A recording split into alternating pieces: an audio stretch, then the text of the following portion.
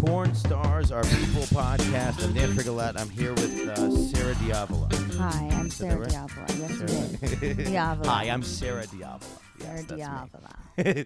Thank you for doing this. I appreciate it. I found out an interesting fact about you on my way over here, and that is that we share an area code.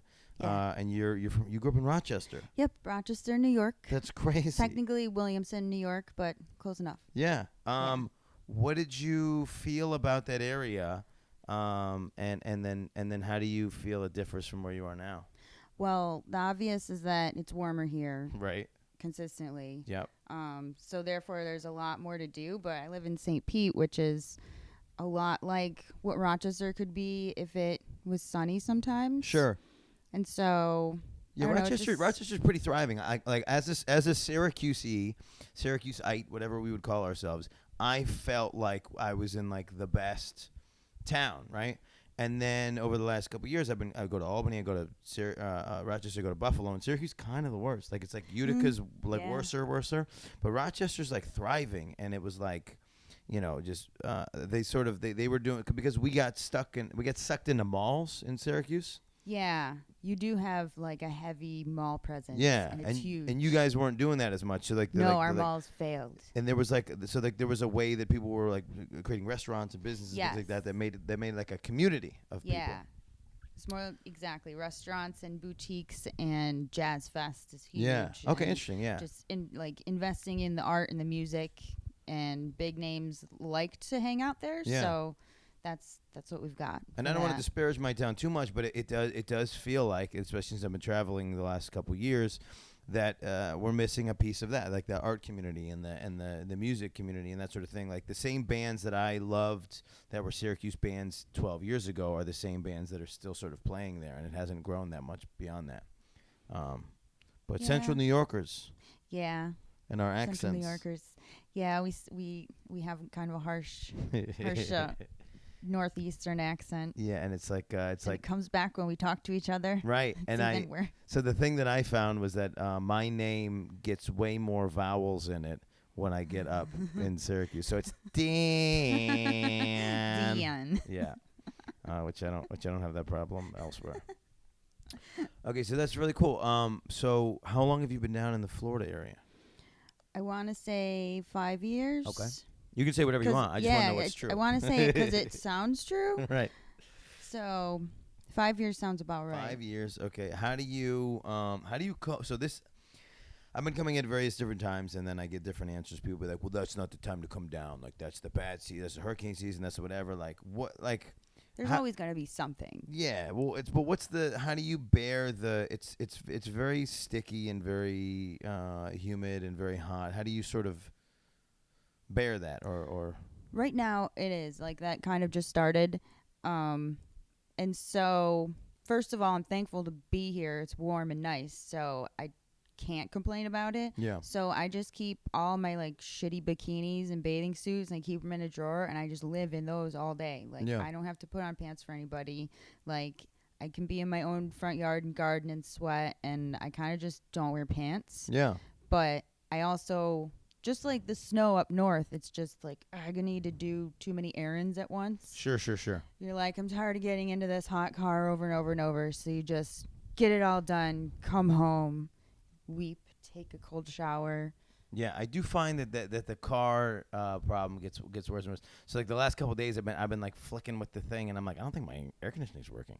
And it's like if you're not in the car for a period of time, it's like you get back in and you touch the steering wheel, you're like, oh my god. Yeah, it's like 2 seconds. That's why I get very upset when people leave any sort of creature in the car, like a dog or a kid or whatever. Yeah. I'm like, even by the time you got to the door, it's already like 110 degrees in there. This is why I didn't bring my dog down. I had 3 Love days that were questionable about where I was going to stay, and I didn't want to have to bring my dog into that situation because my problem solve when I travel. I usually travel in March and April. Those are my longer tour chunks, and my problem solve on those is just leave her in the car because she's chill. I can open the sunroof, so temperature wise, it's great in there. But I was like, if I bring my dog down to Florida and I gotta go in the show and do the show and go on stage for an hour, I'm not gonna have a dog anymore. Yeah. And that's my girl. That's my love. Yeah. That's the best decision to make. It's nuts down here. I tried to go hiking yesterday, and like all the dogs just going, I know. Give your dog some water, man. They have St. Pete is really good at just like leaving out random bowls of water. Yeah? For dogs, Oh, they're that's pretty cool. good to dogs here. That's cool. But yeah, don't Do you leave your have dog any? in the car. I do not have a dog. You I have some cats. I have 3 cats. And then what you have all these stuffed animals? Is that Those are for the cats. One of No the, shit. One of those are bigger than what I imagine cats are.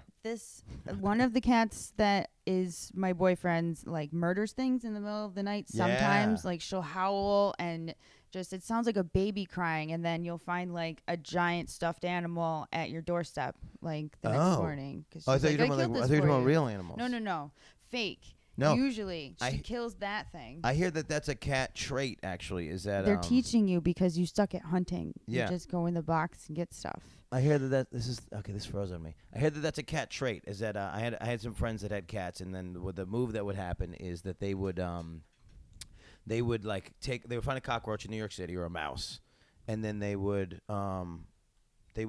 kill it and then like leave it on the owner's pillow. Mm-hmm. Like that's one of the moves. It's like teaching. They're trying to teach you how to hunt. Yeah, well, I don't know. Read. It's more like, hey, like look what I did. Like I'm the greatest. I'm the greatest for cat. You. Yeah. She did bring an actual mouse in one time. I've never seen a mouse in a house before, but was it? It was dead or no? It was alive. It was really cute. She brought in a live mouse. Yeah, she brought it into the middle of the kitchen and just kind of sort of played with it a little, and I thought it was another stuffed animal, but it was and then alive. You look down, and here it is. It's a real mouse. Yeah. So she's good at killing things. Well, that's what. Yeah, that's what. That works. That we're gonna do. Yeah. That's what. I mean, that's sort of what we learn about our animals eventually. Is that they're wild animals, and that they should be treated as such in some level. There we go. We're gonna have to get it in there. Ha! Okay. So, speaking of the devil, is this the murderer? Hi, this is the murderer. Oh no shit. Now this is one of the cats that I sort of feel like has the eyes that are too close together. Yeah. Because it's like you sort of get this little beady, beady look. Hi. So what's this cat's name? Emmy. Emmy. Emmy. E-M-M-Y. E-M-M-E. Oh, you're so hairy. I like to call her Emmy Lou Harris just because it sounds cute. I'm gonna stop petting you. Emmy You're hairy. Lou Harris. Yeah. So cool. Okay. So what? I don't know. What do I want to ask you? Did you go to any of these cons this weekend? There was a CamCon and XBiz. Do you go to any of these conventions? What do you focus on? It was my first time going to Fetish Factory, which is... That was this weekend? Yeah. Okay. Last weekend. Okay. I believe. It's just a Memorial Day party with, like... Fetish Factory is a giant adult store in Fort Lauderdale. And they just do a huge, like, 4 parties, I think, total. Okay. And they're all, like, big blowout parties, Thursday, Friday, Saturday, Sunday. And there's a giant pool party. And it's just a bunch of people, like, being naked and doing BDSM and fetish stuff. That sounds great. How do people get to go to this? You buy a ticket and then you go. And they lock down the whole hotel. Yeah. And... They put up walls and shit? Well, I mean, I play this like nudist party and that's where I'll do comedy there and they set up like a wrap around their pool so that they could do like whatever they want to do in their backyard and so that their neighbors don't get involved. No, I think we just like don't let anybody who doesn't have a ticket in the hotel. Yeah. But it'd be I'm just worried about people like that are nearby, like they're like binocular. I think it was just the music that bothered people, because I don't remember. Because it was at a hotel. Mm-hmm. Maybe nobody could see in. Yeah, I don't know. Or they didn't want to say anything because they didn't want it to end. Or they wanted them to see it, and then they go, come over and buy a fucking ticket. Yeah. Get involved. Yeah, bitch. But yeah, I wish I would have gone to Exotica right after, but I had no idea. Well, so there's one in Chicago this weekend, which same thing. I haven't gotten the memo. I need to get back on top of this thing and like make sure that I get all the conventions. But I didn't know I was coming down to Florida already. And so I didn't know that XBiz and CamCon were happening. So I sort of got in late. And then luckily, I was able to connect with some people and do the thing. Oh, I didn't know if I told you this. One of the things we did when we were down here is we came up with an offshoot of this podcast called Porn Stars Are Comedians. And I made a bunch of porn stars do comedy. I heard about that. Some of my friends did it. Yeah, it was fantastic. So next time I come down here, I'm going to accost you and see if you want to do it. Okay. My brother is a stand-up comedian on the side. Like, okay. And where's he performing? He's like in everything on the side. In New York City. No shit. His name's Joe Pilato, and he's awesome. Interesting. And okay. So I might have to, I don't know. Introduce us for sure. Him. Yeah. So like, Joe, help me. Yeah, it was interesting. I was asking the ladies in this round if they wanted to like work together and like create a set and this and that, and they're like, no, we got it, no problem. And then everybody was either trying to back out or like freaking out like an hour before. And I was like, "What? I said we could like talk about it. We could like I would take the time and you could tell me what you want to say and I'll just like, tell you that it's good basically." Right. Like an outline at least. Yeah, or like take. So I did this stupid thing on TV the other day where they had like the host of some show in Pennsylvania, and they did like the comedy school with Dan Frigolette, and it was like teaching him how to do stand up comedy, and he had a lot of great ideas, and I just had to like hone them in. Yeah, it's like an editor. Yeah, it's like this is a punchline, this is a setup, so just say it the opposite way, and you're good. Like you're saying the punchline before you're saying the setup. Just switch it, and then it's funny. Makes sense. Yeah. That's how poetry and rapping works. Right, and you don't know anything. You don't know anything when you're starting out. You don't know what's going to be, especially you've never heard an audience sort of like. Yeah, that would be the most intense part. But it was great. We set the stakes low. I said, look, these are people that are not trying to do this for a living. These are people that are doing this for the first time, and we need to give them the respect. And I stayed on stage with Raquel and with Maria, just in case anything got weird. And then we did another version of it in Miami with a bunch of the people from over here. We did it with Kimmy Kaboom, Vicky Vix, Brandon Ariana. I don't know how to say her name. I think it's Ariana. I don't know why I keep fucking it up. Goddess Brandon. And then Kimber Haven. It was great. We had a great time. Oh, I wish I would have seen it. You're on the bill. You're on the bill next time.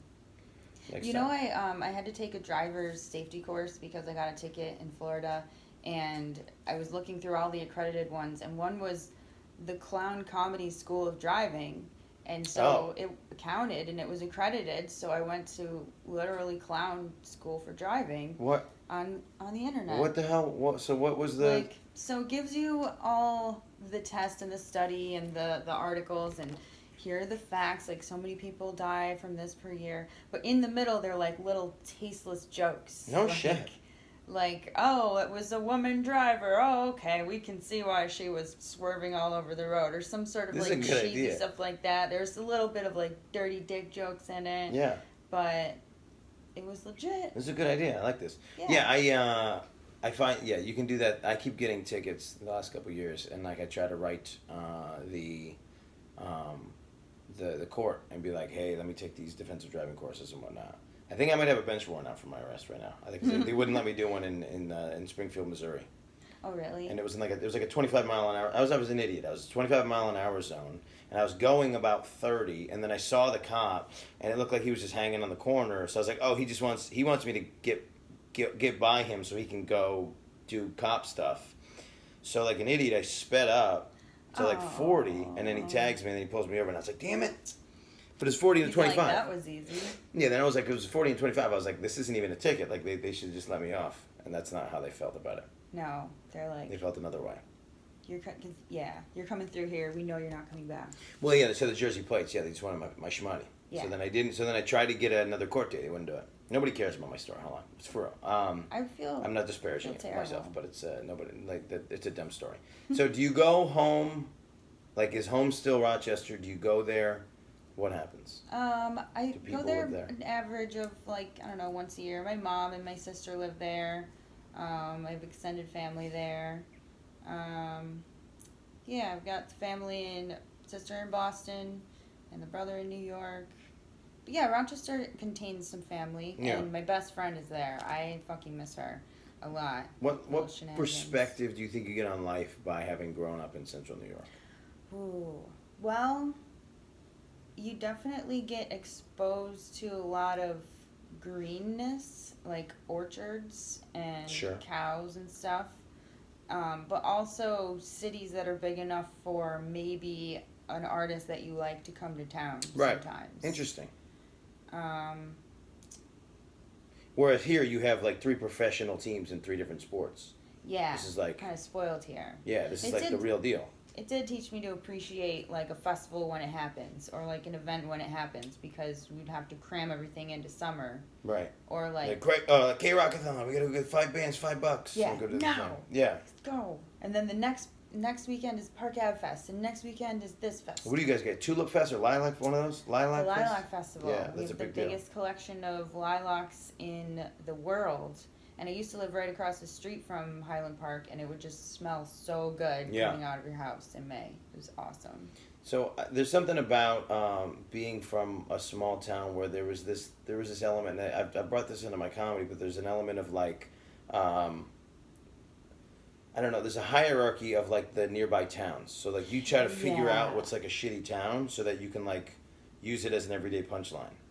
Yes. And use it as like a guideline of like who to stay away from. Every like comedian that travels around like finds that out real quick. Yeah. Like I've noticed that. And it's the county that I'm from, which is Wayne County. Wayne County. Yeah, it's like the trashy county, quote unquote, I guess. We make a lot of apples and dumb kids and the apple doesn't fall the kid doesn't fall far from the apple. The apple doesn't fall far from the dumb kid, child. What would the expression be? Well, the dumb child doesn't fall too far from dumb the dumb children parent. fall more often than apples. Ooh, yeah, I like Maybe that. And they don't fall far. Well, I've made quite the friendship here with this cat now. Mm-hmm. She's a little clingy. Here's what I do think. I think when an animal does this, I don't know enough about animal psychology, but I think it's more like you're in my house and I just get to do what I want. I think this is ownership. Yeah, like this is like when my dog will do this to somebody, and then they'll be like, "Your dog likes me more than it likes you," and I'm like, "No, I just think she's letting you know that you're her property now." Yeah, she's keeping you under control. Like you came to visit my man, and now I'm gonna lay on you. It's all good. Comes up and off. So what else? Okay, so you're obviously a cat person. You got four of them. 3 of them. I have. What's the threshold before you become a cat lady? I don't know. There are already too many right now. Yeah. We sort of have a Brady Bunch blended household. He came with 2. You came with 2. He came with 2, and I have 1. Here's a story of a man and a cat lady. Of a cat man and lady. And who were looking over and brought some kids. This show sucks. This is a terrible show. Let's change it. There's just 3 cats. That's funny. What was I gonna ask you?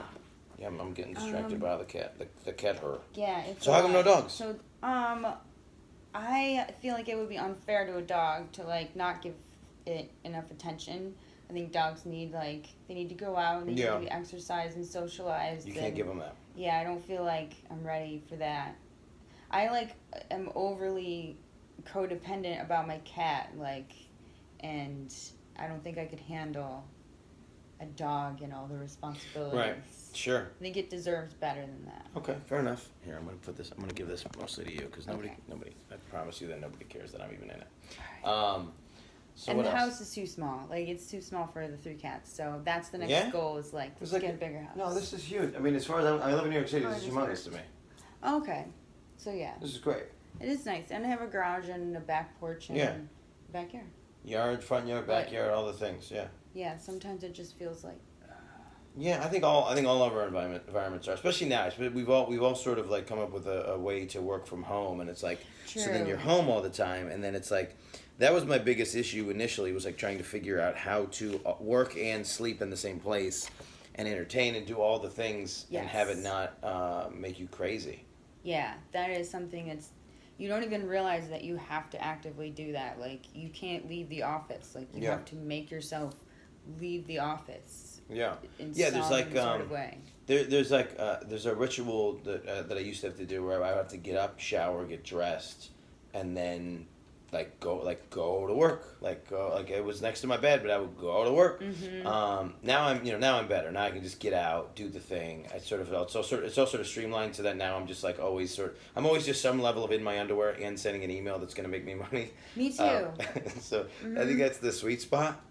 But initially there was a vast separation, and I tried to corner one section of my room as the office, and then I had the bed in the middle, and so I'd have to sort of cross the bed to get to the office, and then I would just end up going back to bed. Yeah. Because you can only go across your bed, more 2 times before you're fuck it, this is way better than work. it's a real exercise in self-discipline and habit forming. Yeah. And you have no helper. It's Right. you. Right. And you can. But that's what I find great about the people in those businesses is they can make a break, and it's like it's all on their shoulders. Mm-hmm. And I really envy like your people, the people in this industry's like ability to like cultivate a fan base. That's not really a thing that a lot of people know how to do, and it's. Mm-hmm. And you can easily like fuck it up a little bit. Sure. Like my Twitter personality is like way different than it was years ago. Right. And it's also a little different from who I am. And with 18,000+ people, like some of them are your friends and some of them are like jerking off perverts that you want to make money from. Yeah. Some of them are like businesses. No disrespect to the perverts out there. We're all perverts. Oh my God, I love the perverts. Yeah. I like hope that that's who I'm normally speaking to. Right. And so it's hard to. So it seems like when I first started trying to launch the podcast, people were like, I can't talk about these couple things because it might alienate my fan base, especially it was like the turn of a new election, and that was such a strange place that our country was put in, where it's like, where it's clear that these things are making people upset. Yeah, and you're guaranteed to trigger somebody, so you might as well just not talk about it. Right. As part of whoyouare.com. And that's been the challenge, I think, with this podcast. And I'm getting trolled by people, but it's like, me trying to figure out what to talk about. I can't really give you guys homework. I can't, like, send an email and be like, hey, read these 9 articles. Because, generally speaking, nobody's going to do it. I mean, you could. I could. But I think 1 out of 10 of those situations will come to fruition. And the other one will be like, I didn't read that article. And it's like... Well, what articles would you have sent?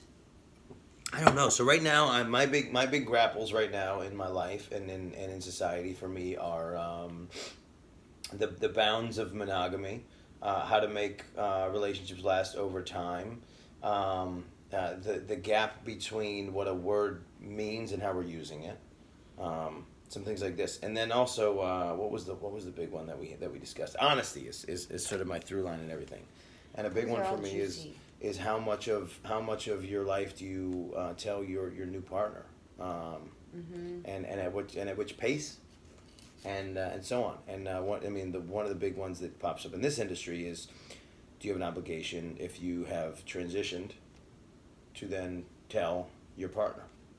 Well, I don't know because I am not a transsexual person or transgender person, so I can't really totally speak on that. Like, I think I would like to know if I was dating someone, just because like I would tell them, I don't know, around the same time you tell someone that your boobs are fake. Like, I guess that's a bad parallel. There's nothing that compares, like, but it's hey, like, this is I don't part know. of who I am. It's like if you want to hang out with it, then like who I am. Yeah. Then. Well, it's not. It's more that, like, especially with that, it's such a person. I don't know. I guess the only real example I had in my life was just this sort of like, I found out that somebody was like had just gotten a divorce, and I sort of found out accidentally, and we were talking about relationships and things like that, and it kept not coming up that she used to be married, and I was just like, I didn't understand the level of omission and what the bounds are for that. Like,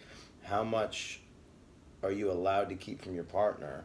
If you're gonna, I mean, look, if it's somebody you just met, they don't deserve any of your information. Right. But it's like, how far down the line is it before you start telling people that, like, oh, hey, I was in prison for 10 years, or hey, I was, married, which some people call prison for 10 years, or hey, I was, 15 years I spent as a woman, or a man, or or. I think these are all like, they're very personal, like, identity traits that you're like, well, if I guess you tell them when you decide that you want them in your life, right, more long term. But like, you decide, tell them. Yeah, I mean, that's the key component. Like, I can't understand hiding something. I don't. Like, I can't see being in a relationship with someone for 5 years and never telling them that you were like a felon, right, or that your parents raised you as a boy but you're really a girl, or you were a spy for 10 years. Yeah. And you like mercenary people. Yeah, that would be cool to know. Like, really cool to know. Yeah. I'd be careful about what I leave out. Right. Like, Okay, so I'm looking at this thing. You got some fun stuff. Hanging on the walls and whatnot. I took all of it down, a lot of it down to paint these walls out, and then I've been shooting on them, so I'm like, well, I don't want to. Yeah, fair enough. Yeah, that's just keep the neutral. But this in particular says 5 things to quit right now. So how new is this sign? It's been there for so long that I kind of look right through it now. How many of them have you quit? I have to quit them like on a daily basis. So you haven't been able to remove them. So. Number 1, trying to please everyone. Yeah, trying to please everyone, and I do that is something I'm working on. So comparing yourself to other people and you're in a position that a lot of other people that are listening aren't in, where you just have so much access to people's opinions of you. Yeah, it is an overwhelming thing. Yeah, at some point. I didn't realize how much I do care about what people think of me, and I need to actively not care. Right. It's like you do, or else I'll go insane. Yeah, you want to do this thing where you're like, no, I'm just doing me, bro. But it's like, but there's an element of we need acceptance at every part of our lives. Mm-hmm. Number 2 is fearing change. Yeah, fearing change. Can you see this? I injured my eye a couple months ago. Oh, no. So I can kind of see. Do we want to ask what you were doing? Oh, I cleaned my contacts case with Cavicide disinfectant, and you're supposed to throw them out. They're 50 cents, and so then I put the contacts in. I've never known pain like that in my life. You put like a caustic thing in your eye. Yeah, so I got chemical burns. Oh Jesus. Yeah. So I was told just now that I can get contacts again. Okay. And it's been like 2 months. Jesus. Yay. Well, fearing change. So that's a perfect example of you changed the process of what you're supposed to do with the contact lenses, and you weren't yourself, but you recovered. Now. So fearing change. Well, how does that apply to you? I mean, do you? Because it's easy to stay in a comfort zone. Yeah. And that's where every cool thing that could ever happen to you is outside of your comfort zone. Okay. And that's a good outlook. Yeah, I need to practice that. Living in the past. Okay. Yeah. I think I would have phrased that differently. So I'm working on this idea that Alzheimer's sort of brought my grandparents closer together because they could my grandfather was sort of like a horny old man. He was hitting on my grandma, which he wouldn't have done in public, and it's just sort of I just liked this idea that whatever they had in the past that was maybe a thing that you could use against somebody for 60 years now is gone. Right. So living kind of freed. Yeah, so it's and I work on this idea all the time that how great would somebody else's marriage be? How great would your parents' marriage be if your mom could forget that your dad got a hand job at the office Christmas party? So it's either get past it or don't, but don't be in the middle of it. Yeah, you have to do something with it, or else it's just it's hanging on. Yeah. So you heal, take this off. Or you quit. But living in the past is when we try to What do they say? If you got 1 foot in the past and 1 foot in the future, then you're in a good position to get fucked today. Oh, I don't know that Something expression. like that. I went to a lot of NA meetings. Okay. A long time ago. My sister, I don't know if she wants this to be public knowledge, but my sister has joined Overeaters Anonymous. I didn't think she had a problem, but she's found something that she can appreciate in this group. So let me see. Yeah, or I'll do this. How about I do this? Thank and you. Do that. So what else did you gain from NA? Lots of slogans. It was lots of slogans, basically. Bumper stickers. It taught me. I'm not good at this. I know. I don't know what's up with this weird shit. It doesn't want to pop. Here, you hold the microphone, and I'll try to do it. So you do that and this. I was hoping to get some hater jealousy for grabbing on your feet. Oh no! They're gonna come get you. So the Oh, I guess I'm stuck in these for life. Forever. This happens to me a lot. I'll zip something in, and then it gets caught, and then I'm like, well, I guess I wear these pants forever now. Yep. I guess these pants serve my body now. Yep. Okay, so. This is our life. So what else did you gain from NA? What about was the community aspect something that you could align with, or did you find that it was better for you to do the process on your own? It was better to do the process on my own or with my sponsor individually. Right. Because she was cool. It was a lot of like cliquey stuff, and anywhere like in my industry, in your industry, at the grocery store, like there's going to be some sort of a clique atmosphere, and it was very much like that because these people had given up everything that they used to know, and so now like gossip is super fun, or just obsessed. I don't know. Well, so some of it's a circle. As a very independent person, you found it then hard to actually even like live within those walls of like the community as the whole thing, because you like. But it was nice that we were there for each other. Yeah. I think that's the thing that everybody's looking for. I think that's what my sister is finding out of this experience, is that like the experiences that she's having are similar to other people's. And so I went to an Al-Anon meeting with someone I dated a couple years ago. Well, that was sweet of you. And well, she went for a class, and I went because it was in my town. And I found so Al-Anon is for the family members of someone who's an alcoholic, and I don't relate to that. I don't have that experience in my family. We're never drinkers. We do plenty of other things, that are no good, but we were never drinkers. And but there was so much going on in that room that I could relate to. That I found it comforting, and I found it. I felt dishonest being there, right? But I felt it.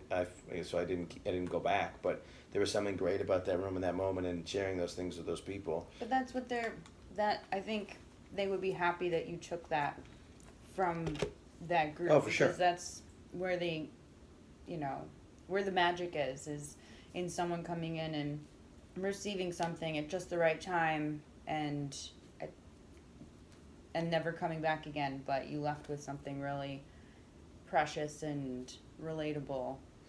It just, for me, it speaks to like the human existence, that it's all a shared experience, and we're all kind of going through the same emotions, and we're feeling the same way. Mm-hmm. So just to have that catharsis of like, oh, this is not just me. I'm not alone out here. Yeah, that's huge for so many things. Like everything about the human experience. Like even when you get diagnosed with an illness, like just being diagnosed exposes you to this whole group of people who are just like you. Right, because there's that moment where you're like, why me? How could this happen to me? Yeah. And yeah, you're right. To like the sense of community that comes with these support groups is we don't realize how deeply we need community, or quote unquote church. Like that's why church was is good for some people, because it's community, it's fellowship, it's bouncing things off of one another, and you all believe the same thing. Right. So you're not gonna get in too many fights. Yeah, there's something fun about that. There's something dangerous about that, right? Like that's kind of what we worry about, is that you take the ideology to an extreme, and then that becomes the entire way you live. Yeah. But I mean, and then you go buy land and create a cult in Nevada somewhere. Mm-hmm. But having a small level of acceptance across the board is something that I think we're all just looking for. Seems more comfortable. Do you find that in your community? I don't know, who do you hang out with in this business? I'm not as social as I should be. I hang out with people who I think work as hard as I do and are also sort of keep to themselves. So it would be good, because we all keep to ourselves, the people that I'm talking about, but we all really get a lot out of being together. It's basically a huge group of people who like-minded, haven't gotten around to seeing each other. Yeah.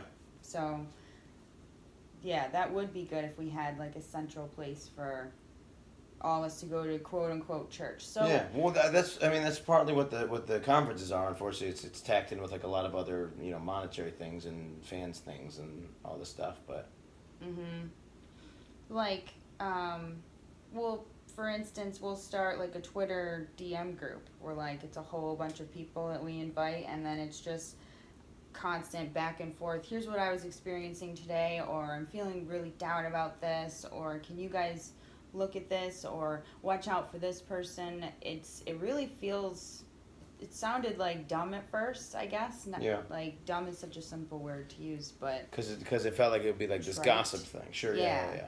And so, but it's valuable. It really has become like getting to know each other, and and it reminds you that you're not alone in anything that you're experiencing. People have had my back in this industry, and I'm not even like I'm not even in the throes of it. I'm so far on the outskirts and the cusp, and I got a couple people looking out for me and like making sure that I talk to the right people, and that when those when the new people that I don't know, I'm just messaging people like, oh, you should do my podcast, and they're like, well, who the fuck is this guy? And they have my back and they vouch for me, and there's something beautiful about this industry in that way. Mm-hmm. I don't find that actually as much in my industry. In comedy, people are just out for themselves. Yeah. And it gets difficult. Like, I would say that we're helpful to each other because we know that no one else will be. Yeah. Like. There's also something that is happening in your industry that is so specific that you think that, like, not that you think, but it's just a fact that, like, who you are and what you're bringing to the thing is completely different than what somebody else is bringing to it. And the amount of originality is how you get your fan base. Mm-hmm. Yeah. Whereas in comedy, I think we all think that there's like this finite amount of like opportunity. Yeah, that's what like was on the tip of my tongue just a second ago.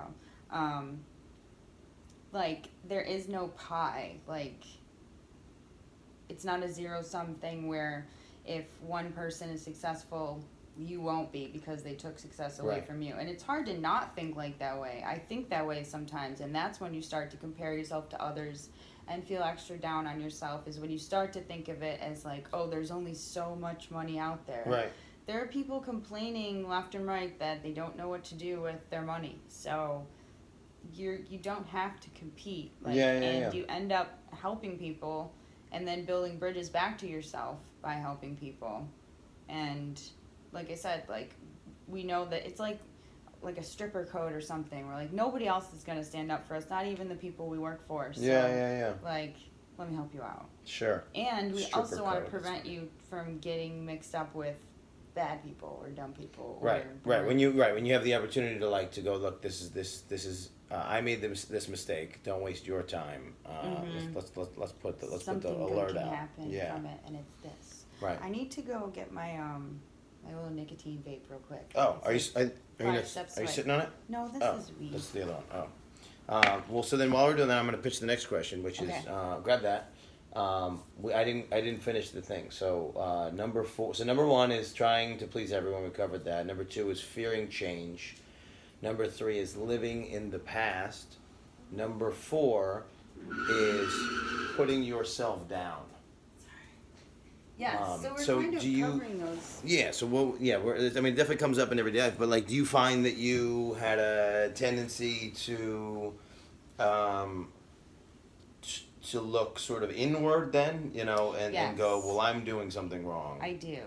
I tend to look inward and get down on myself, and I've really brought myself through a lot of like changes in my personality and growth, and dealing with sort of a shaky mind for many, many years. How old are you? And I'm 35. 35. That's exactly where I am, and I just think it's part of youth. It is, and it's part of adulthood start out too.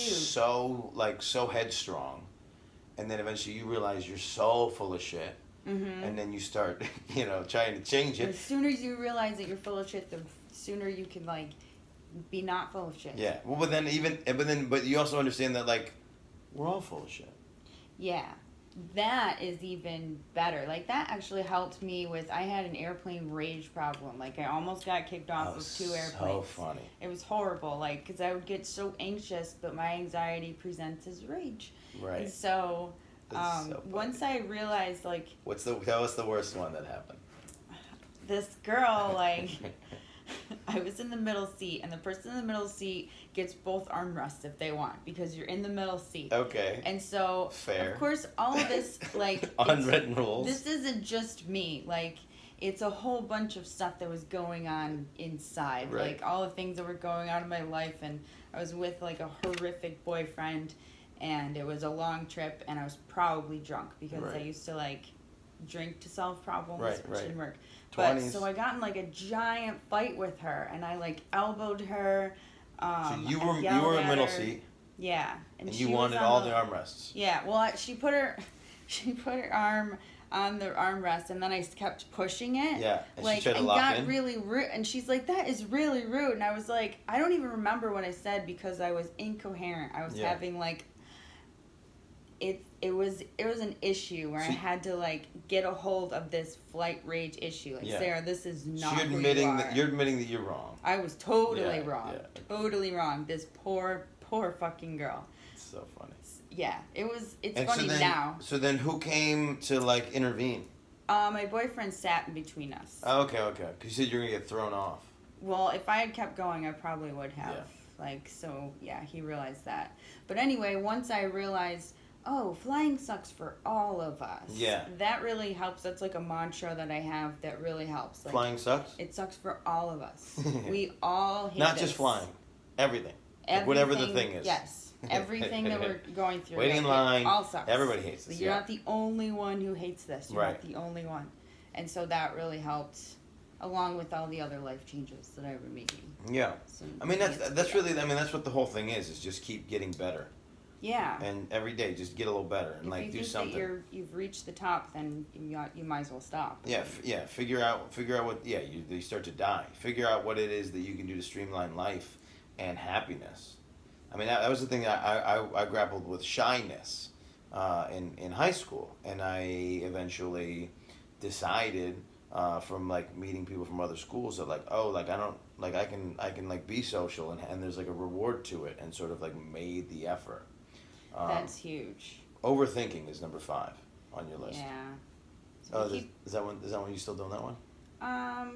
If I'm not in control of, if I let my mind wander, it will overthink. Yeah, I think overthinking comes from lack of information. Yeah, because you have so much to fill in. Right, I find it mostly in any sort of interpersonal relationship where there hasn't been enough said. Mm-hmm. And so, you fill in the gaps with, like, try to create causality for action. Yes. And then you go, well, they could only be this because this is what they did. And then meanwhile, they're doing a little bit of the same thing on the other side, and then you're both just misfiring. Yes.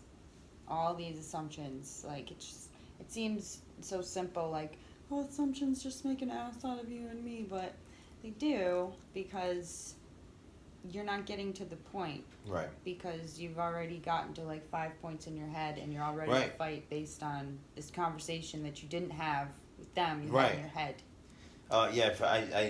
I found this out recently. I remember being in New York City thinking there's more crazy people in New York City. And then I bought a car again, and then I was like, oh no, like there's crazy people everywhere. They're just like keeping it in their car, and it's not even that it's not even that there's just crazy people everywhere. It's that like we all have that moment. Yeah. We're like doing a fight like out loud. Yes. And it's like it just in New York City you can't hide in your car and do it. You just come around the corner and 6 people are like, oh, that guy's insane, and it's like because you were muttering to yourself, but you're just like, we just get to that place. Oh, imagine you feel invisible because there are so many people. You're like, well, nobody cares anyway. Yeah, well, it's like crying in the rain. Sure. Why don't? Yeah. Okay. So you think nobody cares? Well, in New York City, I think when you see somebody crying, the object is to not make eye contact and not deal with it. That's a whole other public thing because it's like it's happening in New York. Yeah. It's happening all the time. There's somebody crying on the subway in every car.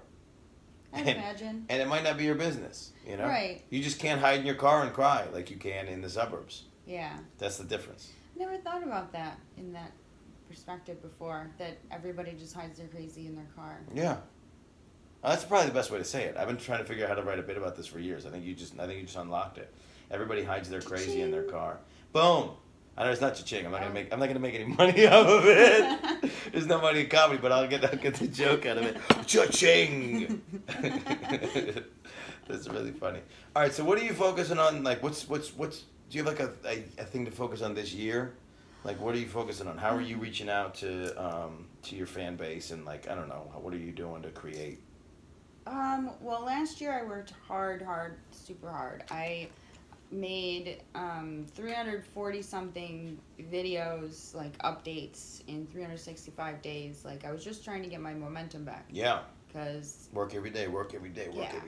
Long story short, like, I was okay, and now I'm free to, like, I'm just a different person. Now I'm finally working. Yeah. I'm doing all the things I'm supposed to be doing and looking better than ever, blah, blah, blah. And so now I'm trying to put that on the sheet. Don't blah, blah, blah. You were, like, on the way to complimenting yourself, and then you blah, blah, blah it. Like, you can accept credit for the things that you do. That's true. Yeah. Don't blah, blah, blah. That's a good You work catch. hard. That's a good catch. Thank you. Yes, I have been, like, I started going to the gym, and I lost 10 pounds, which sounds little, but I'm little. And 10 now pounds I'm, is huge. like, 10 pounds is super different. Sometimes strong. 10 pounds is the difference between, like, being really confident and not. 10 pounds, like, it's just Yeah. those 10 pounds that, like, make you not want to, like... Get on camera and Yeah. be half naked and tell people Yeah. that you're better than they are. It sounds so amazing. 10 pounds from, like, you know, like, wanting to just walk around shirtless mowing the lawn. Yeah. Or whatever, you know what I mean? It's You're just like, oh, 10's I huge. want to turn the camera on. Where is the camera? 10's huge. I mean, And I want to won show the you the 10 challenge at pounds my that... gym, I want to too. show you the 10 pounds that are missing from my body. I love looking at my old clips. I'm like, now I see that you made progress. Yeah, yeah. But that was cool. So 10. Yeah. So what else? So now the 300 some videos that you made, those are out there, or those are still like They're now, out there. you have them as things that you can spread out over time. That means that I updated my store with a new video 340 some times. Oh, that's great. So that, like, multiply that by 4, and that's like the amount of files, and I don't know, but that's a lot of work. Yeah, I mean that's the whole thing with this business is having content. Yes. That to content distribute and consistency. And to be able to get to be able to get it to people. So now I'm working on working smarter and not harder. Okay. And a lot of it involves, like, training myself how to focus. And, you know, I'm better at it. I stopped drinking, like, every once in a while, like I had champagne at Fetish Factory. Sure. But, like, that used to take up a lot of my time Yeah. and energy, a lot. It made an ass out of myself. The mistake I made with drinking was that I would once I started that process, like, okay, this period of time is devoted to drinking. So it's like I would remove other things you could do. So it's like you start drinking, you go, oh, well, I'm not going to the gym, obviously. You start drinking, you go, well, I'm not going to go wander around. It's like that becomes the moment. It's like you start drinking and you're like, well, now I'm not going to edit this video. And you're just like, and it becomes this like 6-hour excuse of like why you can't be productive. Yeah. So just removing it. I mean, I'm on the road. You know, sometimes I'm driving 8 hours after a show to get to the next show. So it's like, I can't even do that. Like, I won't make the next show if I decide that, because it's like, oh, I can't drive. I just started drinking. So removing drinking, and then having as much fun without drinking as you do with drinking. Working on that. It's really the social, like, thing Yeah. that, because a lot of times, I'll really want to talk to somebody, but I also just really want them to go away. Like, Right. and I want to go watch TV. And that's terrible, because that's just, like, so I need to learn that. No, everybody needs moments to themselves, right? Right, but I want to work on socializing without alcohol, Yeah. which can be done. I believe so. I think so, too. It's all about our habits and our patterns, right? So it's like if that's the way that we started doing it, you just got to break those patterns. Like I keep falling back into, this is dumb, this isn't even a comparable thing, but I keep falling back into, like, when I'm not paying attention, I get stressed out, I start chewing on my nails again. Me too. And I was killing it for 3 years. I didn't chew my nails for 3 years. You should start getting gel manicures, and then. That'd be weird. I'll paint them. Like I had somebody paint them this week, and I'm getting compliments and weird looks, and it's just a little bit of like clear. Just a little bit of clear. So people be like, "Your nails are great," or they'll be like, "Oh." They look like they've been buffed nicely. Yeah. Well, right now that it's on it's ending. Like it's starting to. I don't know what happened. It's starting to evaporate. Maybe keep around some like gel or like intensive cuticle cream, like the Burt's Bees lemon stuff is awesome, and just keep it in your pocket. And then just get in the habit of rubbing and putting them on, like, and before bed, and I don't know, make them nice so you don't have anything to chew on. Yeah, that's true. I used to chew them bloody. Yeah, that's the thing. Yeah, I did that today. That's what happened just like an hour ago. As I was just doing it, and it just what happens is you get, and it becomes like an OCD thing. Yeah, and then you can't stop, and then like until it's even. It's that. Did you ever watch Seinfeld? Mm-hmm. He did the chest hair. Yeah, and then next you go thing you know, all the way up. Next thing you know is no more chest hair. So how do people follow you on the internet? How do they pay for your content? How do they do the things? They can follow me on twitter.com, and my name is Sara Diavola, SaraDiavola. My Instagram is Brat Princess Sarah. There are 2 clip stores. Sarah with an H. Sarah with an H. Yes. Sarah with an H is the only Sarahs that count. And I don't care. I don't care. There's a big feud out in the world. These Sarahs with H's without H's. Come at me. That'd be funny if that becomes a scandal. So she tweeted about Sarah without an H. Maybe let's take her down. Let's take her down a peg. She's canceled. Never work again. Okay, so Instagram, Twitter. Yes, and SaraDiavola.com, you can buy clips. And I want SaraDiavola.com, you can buy clips. Okay. And take them home and unwrap them and jerk off and cry. Or just jerk off, or just cry. What if they use their tears as lubricant? That's the goal. That's the goal. Someone asked me what I do, and I was like, I make men jerk off with their own tears. And it's perfect.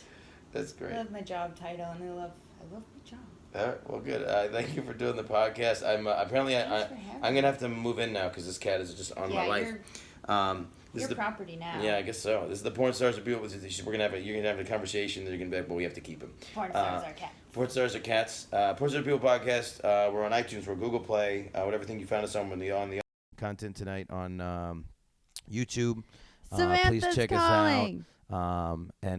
We don't want to blow up we don't want to cross the. Yeah, yep. I just realized that. Yeah. So check out our other things when you can. We drop an episode every Sunday. Thank you to my listeners. Thank you again to my guests. Thank you for doing this. Fun. And then check her out. Keep on it. I'm going to try to convince her to do Porn Stars or comedians I'm gonna. in the future. Thank you so much.